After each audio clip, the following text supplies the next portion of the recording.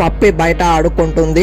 అప్పుడే అక్కడికి జాంబీస్ వచ్చి పప్పి వెంట పడ్డాయి. అయితే పప్పి భయంతో పక్కనే ఉన్న ఇంట్లోకి వెళ్ళింది. అయితే తనను కాపాడడానికి ఒక హెలికాప్టర్ వచ్చింది. అయితే పప్పి హెలికాప్టర్ దగ్గరికి వెళ్ళడానికి ఎన్ని నిచ్చెనలు ఎక్కాలో కనిపెట్టండి, చూద్దాం.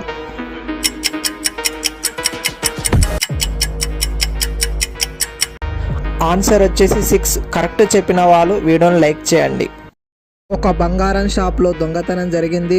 అయితే దొంగ ముఖానికి మాస్క్ ఉండడం వల్ల సీసీ కెమెరాలో దొరకలేదు. అయితే ముగ్గురు అనుమానితులను గుర్తించారు. ఆ ముగ్గురు అనుమానితులను చూసి దొంగ ఎవరో కనిపెట్టండి.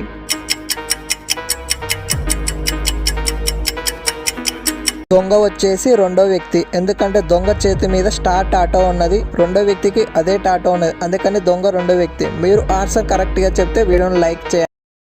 కొన్ని తొడేళ్లు రామును వెంబడించాయి. రాము తప్పించుకొని ఒక ఇంటికి ముందుకు వచ్చాడు. ఆ ఇంట్లో వెళ్ళడానికి 3 దారులు ఉన్నాయి. అయితే ఫస్ట్ దారిలో చంపే మమ్మీలు ఉన్నాయి, రెండవ దారిలో మనుషులను ఇష్టంగా తినే జాంబీలు ఉన్నాయి, మూడవ దారిలో మానవ రక్తాన్ని తాగే రక్త పిచాచులు ఉన్నాయి. అయితే రాము ఇంట్లో వెళ్ళడానికి ఏ దారి ఎంచుకుంటాడో కనిపెట్టండి, చూద్దాం.